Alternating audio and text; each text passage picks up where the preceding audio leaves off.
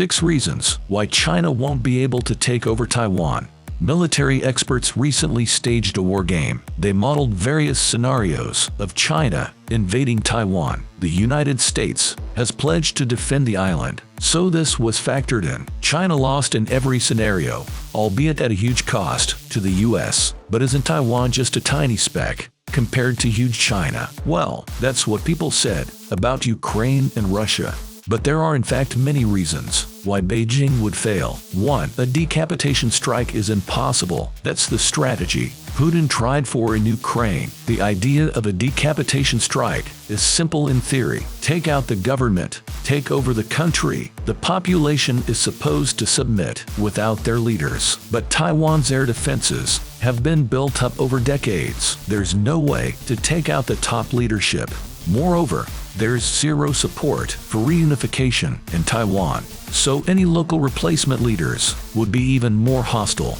2. A seaborne invasion is doomed to fail. People think China can somehow ambush Taiwan from the sea, but seaborne invasions are rarely, if ever, successful nowadays. Remember Normandy? The Allies had complete air superiority in 1944. The English Channel is narrow and easy to cross. There was a wide choice of poorly defended landing sites. The Allies outnumbered the Germans 5-1. The Germans didn't detect the attack until landing craft were within reach of shore. Yet the Allies never managed to achieve their day one objectives. For China, things would be infinitely more complicated. Chinese ships would have to cross the 105-mile Taiwan Strait. There's no chance of avoiding detection. Taiwan only has a handful of beaches suitable for landing. They are protected so well, it would be easier to land paratroopers. Plus, the Taiwanese would easily outnumber seaborne invaders.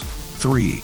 Bombing an enemy into submission doesn't work. An extended bombing missile campaign sounds scary, but this has been tried many times in history. It didn't work. Not in Germany, not in Vietnam, not in Ukraine. In fact, carpet bombing is the best way to mobilize resistance. Furthermore, Taiwan is not Ukraine or Vietnam. It has advanced fighter jets, air defenses, and drones. China wouldn't be able to operate freely. 4.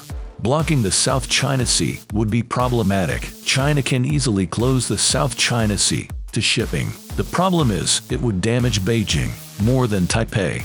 Taiwan's current defense strategy doesn't rely on air or naval warfare. It is based primarily on anti-ship and anti-aircraft missiles. In 2020, Taiwan announced a $2.4 billion arms deal with the US.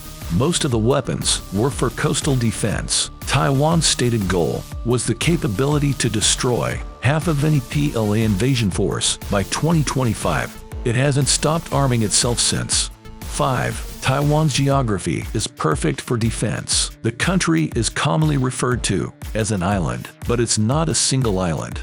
Taiwan encompasses more than 100 islets. The outer islands are uninhabited except by the military. They form a continuous network of radars and monitors. There are missile silos, artillery emplacements, and coastal batteries. The main island itself has vast granite hills. They are home to a system of tunnels and bunkers. Remember Afghanistan? Taliban fighters used AKs and IEDs to fight the US military. They were never defeated.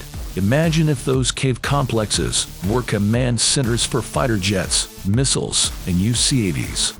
6. The US will intervene. This is self-explanatory. By invading Taiwan, China would risk a world war. There would be no way to win it. China has no allies capable of helping it out.